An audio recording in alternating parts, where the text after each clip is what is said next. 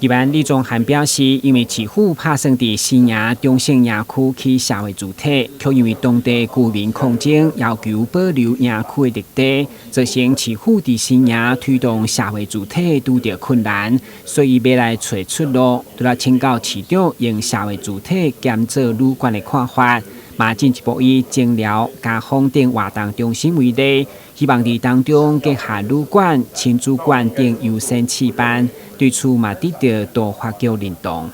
假设我们可以像参考柳营农会的做法，1楼就会作为公众使用，然后2楼以上我们就把它作为我们的社会住宅，或者是像亲子馆，甚至作为我们这个临时的旅宿。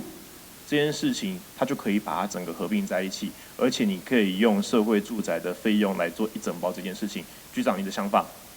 这个我们来，这个建议非常好哈。那我也利用一点时间跟李议员回应说，刚才你说的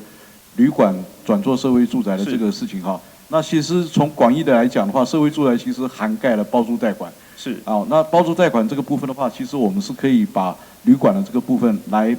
媒合看看，如果说愿意的话，就是业主愿意的话，那我们是可以广义的来把它转换成用包租代管来转换成社会住宅的使用，这个也非常谢谢议员的建议。那有关于你刚刚提到这几个地点，我觉得也是非常好，我们来媒合看看，我们尽量来促成国都中心，那是不是能够列入评估的地点？台南社会主体政策一直受到市民关心，都话叫地议会表示，目前兴建甲规划进度上紧的，就是永康、正中里村甲小东社会主体，分别伫明年底甲后年初完工。希望今年12月底进前申请的资格甲租金规划细节，拢会当出炉。台南新闻军局张硕维采访报道。